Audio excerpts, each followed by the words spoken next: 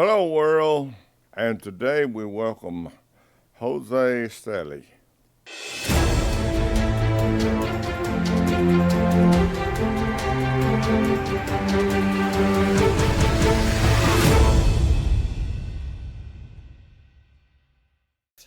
You start working at the age of, let's say, 16, 17, at McDonald's, whatever, and you retire at the age of 67, let's say, it's about 50 years of contributions into your social insecurity system, right?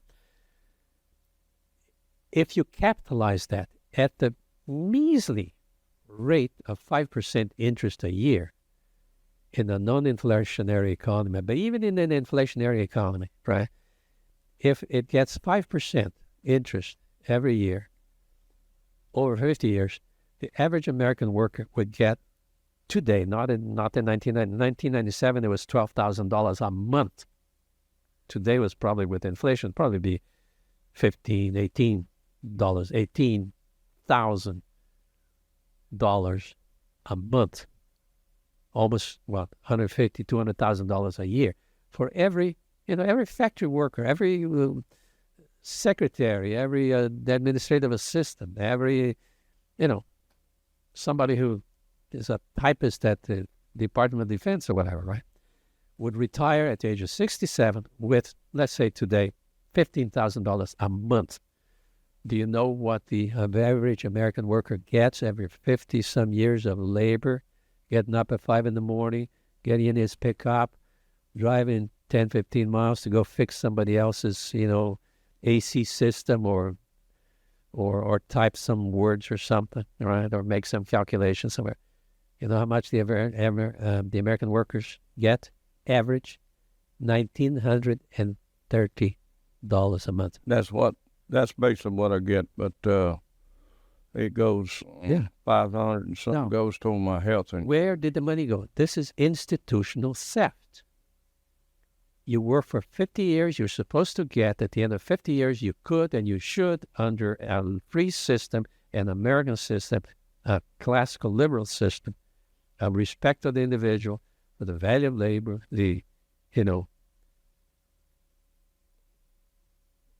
instead of getting, let's say, $16,000 a month. How long you got to live, right? If you paying Social Security for 50 years, how long do you have to live to draw it all out? Well, yeah, those things, and you know what the politicians will do. They don't want you to have the money. They want to have the money for themselves in some way, right? They want to manage that money. They're all socialists in a sense. They think the socialist way because socialism is central control of decision-making, right? Not individual control, not citizen. Then they're not all running for Congress, president, Senate for the American people. They're running for them. They're running for their own benefit, to make their own money, to be able to get paid $35,000 for us. Yeah, let's look at Howard Baker, right? You remember Howard Baker? The started out as a small town lawyer. Started out as I don't know what his first office was, but he ended up in the House of Representatives. Then he ended up in the Senate. He was there for 30 or 40 years. Became one of the richest men in the Senate, one of the most powerful. On a senator's salary? No. He proposed that, Tombigbee Waterway, which even the Army Corps of Engineers, which normally approves just about anything that's presented in front of them, even the Army Corps of Engineers said this is an environmental disaster. We should not have that. Guess what? Howard Baker pushed that and sold that, and of course, the construction companies, everybody's interested in the riverboat companies that would use the system. They all contributed to his campaign and the campaign of other senators and representatives, and they got the thing done. Well, let's go back to this idea, this absolutely revolutionary, definitive idea, without which no free society can live, I believe. And that's the concept of the originary property. Where does it come from? As I said before, from the spirits or the conscience or for the conscious mechanism of this human being over his or her body, right? That's where and because this body has to live, should live, then of course you have the other kinds of property. You have trade, you have commerce and business and work and all these other things in order to sustain this life, right? But this life, this right to life, or let's say, is the fundamental. And I don't want to talk about democracy. I'm talking about, let's say us adults here. Anyway, so this is what we have to restore in this country, or in the we have to somehow rework our constitutions and our laws in such a way as to protect. They normally do. They already do, but many of them don't. They have to defend the concept of life, right? Of the individual's ownership of his own life, right? It's this confusion between democracy and constitutionalism. These are opposite concepts. If you have democracy as the way of forming the government and running the ship of state, then you cannot have a constitution. Let's go back to what Ayn Rand said. I still disagree with her because I go a little beyond what she says. Since she still accepts the idea of democratic government within a constitution, and I don't. I want to extinguish democracy, democratic process, elections, just as Aristotle did. Doesn't have to be in the system, should not be in the system. Anyway, but Ayn Rand says, okay, here's the definition. This was in a radio interview in which people asked, okay, what's the difference between democracy and constitutionalism? She said, democracy means, and by the way, this is, if you read books on democratic theory today, or since about 1960s or so, they all say, and I quote one author in particular, but they all say the same thing. And they are in agreement with the socialists as far as that, and most of them are socialists, these theoreticians of democracy. It means, as Ayn Rand pointed out, that there is no limit to what a 1% majority in an election can do to the 49% that lost the election, right? And so, and I quote this one particular author here. I forget his name. I've written about him. I mean, I quoted him in one of my books.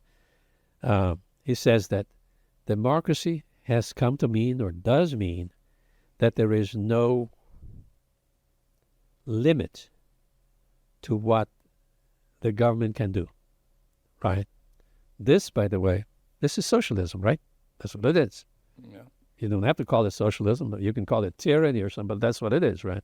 And what's socialism? Just another form of tyranny. They didn't have socialism in some ancient Greek cities or in Egypt or something, but the principle is there that whoever's in power can do whatever they want. Of course, Egypt was not like that. There were a lot of laws in Egypt, and there was a sort of a federalism, but there were, you can't run it. You cannot have a civilization for 3,000 years or more, 3,500 years, unless it's got some kind of acceptable legal system, right? Which I think it's like Georgia, the state of Georgia, yeah, or any other city or our state. What I'm trying to say, every year the laws are different. Yeah.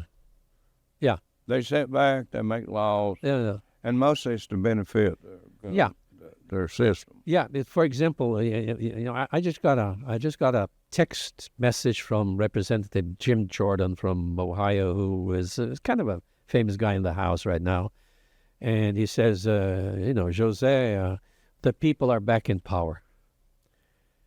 No, they're not. They're not, because as Schumpeter says, the people never governed, have never governed, do not now govern, and will never govern, right? There's always some other power, some other force that's actually ruling the country, right? And deciding who it is and how to fix that is the problem of politics, of course. So, as Ayn Rand said, democracy, and she, and the theoreticians of democratic theory all agree on this, that democracy means that there is no limit to what the government can do and what the authorities do. A republic, however, says Ayn Rand, a constitutional republic, means that the people can vote or do things, but only a little bit. Everything else is decided by law and by the Constitution, so that only a small number of things that happen in society should be, under particular rules and limitations, allowed the people to do through their so-called representatives, right? So the whole theory of democracy, the whole theory of constitutions is full of illusions and mistakes, and we're all suffering from these illusions, right? It's what Hayek calls the democratic superstition. It is a superstition. It's a lack of ability. We actually think, or we don't think. If we thought, we wouldn't be doing this. We imagine, we suppose, without analyzing, without perceiving what's happening, without understanding what's happening. Our schools don't teach us how to perceive it and how to understand it. And would you say that maybe that's deliberate? Maybe that's not just a result of ignorance or something? Maybe it's there's some other force behind it? I don't know. Don't want to go conspiratorial here. And in a sense, it doesn't matter. Once you accept a certain idea, it will have these consequences, whether you intended them or not, right? The nature of democracy, the nature of our political system will automatically produce these things. So don't blame the Democrats like the Republicans are always doing, to blame the Democrats, or the Democrats are blaming the Republicans, or blaming AOC, right? That actually rules, look at how the structural rules, how the constitutional structure, and all the suppositions and stupidities we have, regarding how it works. That is where we have to look, and that's what we have to fix. And guess what? Are we going to be can we fix it through the democratic system? In other words, our representatives are going to vote in favor of these changes? No. So either America dies and disappears, or it will have a civil war, a second civil war, which I've been predicting since 1981. Nobody believes me, but when you look at what's happening in America, it is like the Roman Republic is moving toward a civil war. It will happen. It could be 50 years or 100 years, but it will happen. There will be, unless we fix this situation. Can we fix it by the vote? I doubt it. I think that what's going to happen... division. I think that's what's going to happen. Is what happened in Brazil in '64. There will be a military takeover, and if they do the right thing and change the Constitution and impose it on the people, because that's what the constitutions are not done by the people. They're done by a group of people who either have bad intentions or good intentions. We suppose that the founding fathers had good intentions, but through their ignorance or the ideas at the time, they ended up doing what they did, right?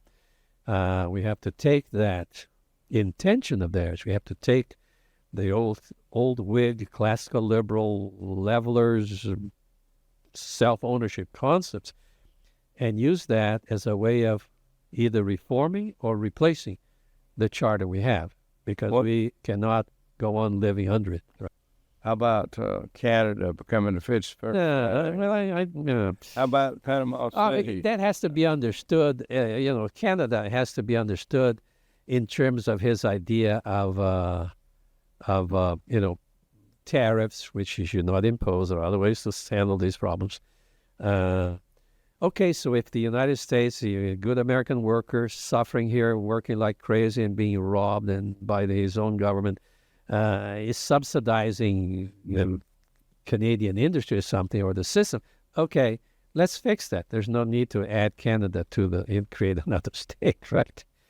Panama Canal, that is a tough one there, I think we should take it over. Yeah, but then what's going to happen? the Latin American communists and socialists are going to go there with rocket propelled. Shouldn't have never been given to them to start with. Yeah, that's true. Maybe that should be put under some international control or something like that, so that it doesn't, this is something that Americans don't understand, but I, as a Brazilian, as a Latin American, understand. Latin Americans, Brazilians, these people, they have their own nationalism, their own patriotism, and they don't want some foreign power to come in and start messing with them. Yeah, what will make America great again? Will he be able to do it? No. He will be undermined. It's such a mess. He'd have to be in there 20 years. Oh, yeah. That's another problem with democracy, is that the person is elected and does something, and then the next guy who comes over destroys everything that was been done. For example, the 162nd Congress or whatever it is may pass a law saying, okay, we're going to do away with the privatization of Social Security. And they have enough of a majority there, and they do it. Well, the next, another coalition of people will come in 8 or 10 or 12 years later and destroy it and go back to the way it is today, because they want to control that money. Social Security, so-called trust fund, is not a trust fund; it's a slush fund. Yeah, so it's a slush fund. Slush for them, and yeah. Yeah, the idea that the people are in control of their government through democracy is really not true. It's a dangerous concept. But it's the kind of stuff that was, it was the solution that was invented at the time of, in the 17th century, as a way of getting rid of the monarchy, because the monarchy was the problem, right? Yeah. The tyranny of these monarchies. And so it seemed to be the next thing to do. Well, we've had about at least 250 years of this stuff, and it's getting worse and worse. It's like my mother told me one time. She said, you marry a woman, they can take more out the back door with a teaspoon than you can bring in the front door with a wheelbarrow. So our government is like a woman that gets wheelbarrows of money brought in, and all the things they can give away, they take it with a teaspoon, and they give it away so fast you can't even keep up with the wheelbarrow. Those days, men were the rulers, the senators and politicians, but legislatures and whatever.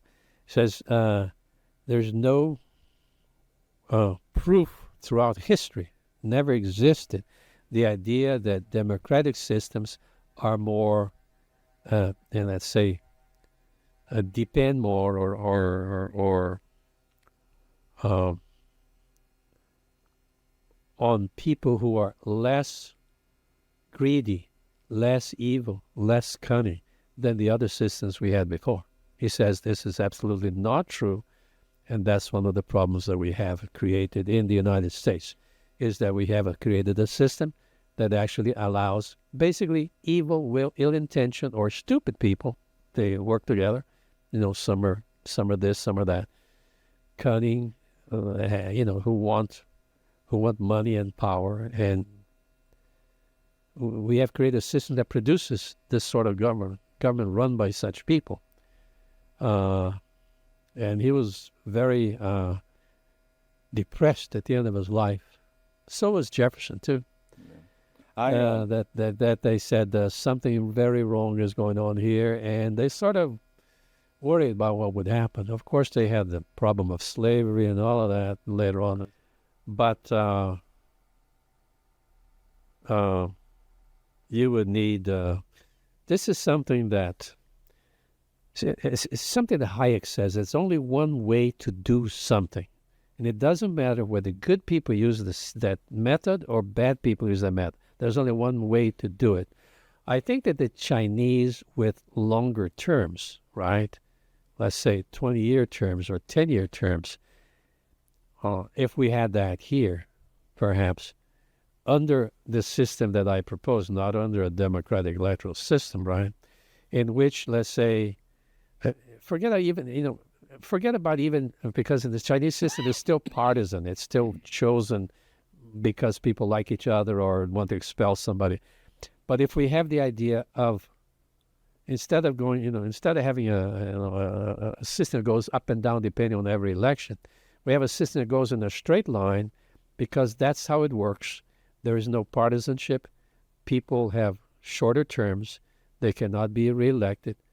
Public service, perhaps, except in the military and these highly developed professions that demand a lot of education and training for a long period, especially practical training for a long period of time, right?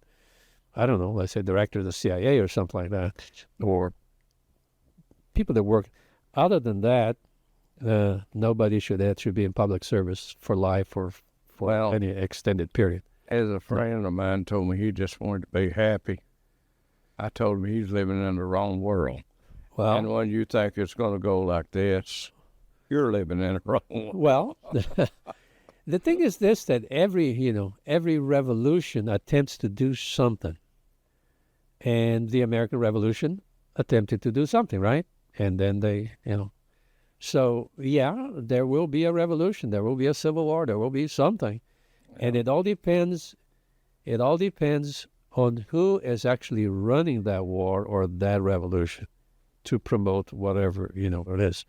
Of course, as James Madison says in one of his Federalist Papers, the difficulty is in the diversity of feelings and thoughts in the minds of people, right? How can you conciliate all of that? Because ignorance itself produces all sorts of mistaken conclusions and feelings, right? Basically, thoughts determine feelings. And if you have, good feelings, it's because the thinking power behind it is correct, right? So in the end, of course, we go back to Plato. The fundamental problem is education. Not education in the sense of, stuffing the minds of kids with all sorts of information, although that's necessary as far as the practical things are concerned, but of a superb moral education that would produce, more noble thoughts, more noble ideas, and as a result, more noble feelings and ability to conciliate and say, okay, yeah, let's agree to that, rather than be enemies all the time, Yeah, the younger generation today don't have no idea what's going on. Well, I mean, a Walter's world, what I'm talking about. Yeah, did they? Walters, he does his interviews, and you see they don't even know who the president is. Right. But did they in 1895 know any better? I don't think so. Which again goes back to, something that Plato said. He said, even though he himself was not a believer in religion or in God, he says the idea of God has to be implanted in people's minds, and the fear of God has to be implanted in them, because then it makes them behave, Of course, a good education, can do the same and probably better. But if it's the control of conduct, the control of behavior through rules and laws and things is what's the fundamental thing.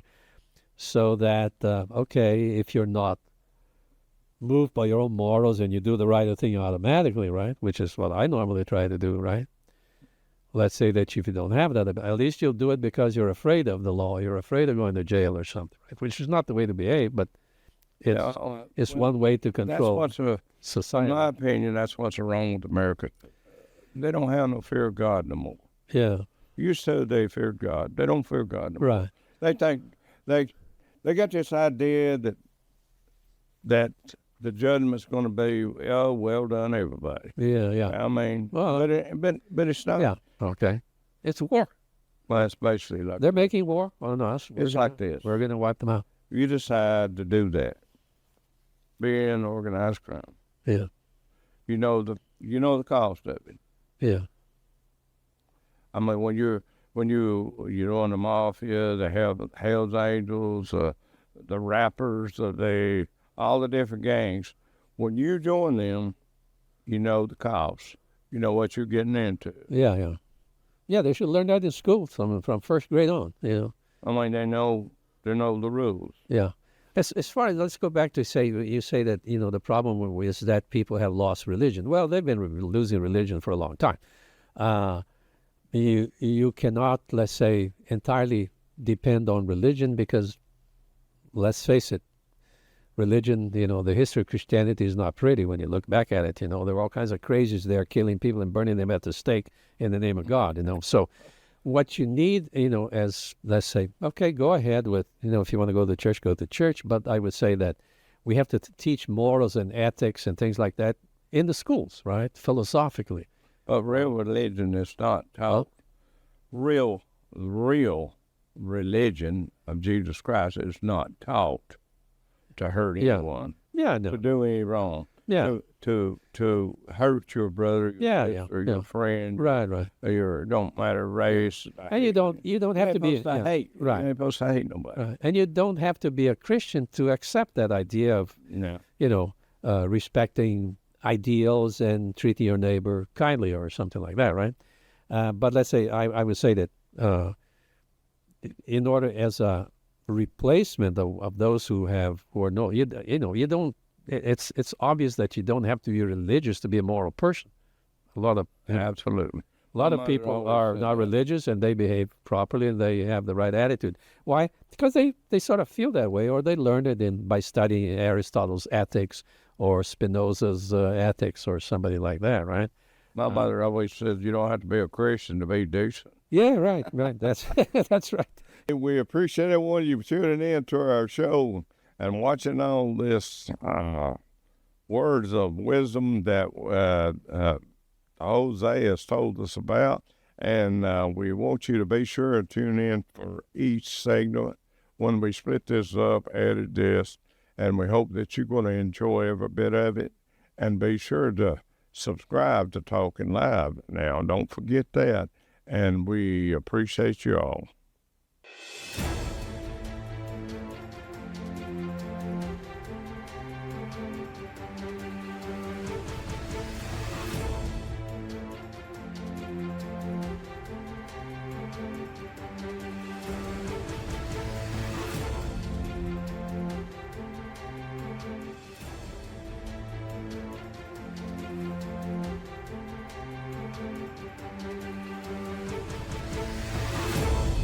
The views and opinions expressed on all Talkin' Live presentations are those of the host and their guests, and not necessarily those of the staff or management of the Talkin' Live TV broadcast studio, or by this channel or its management.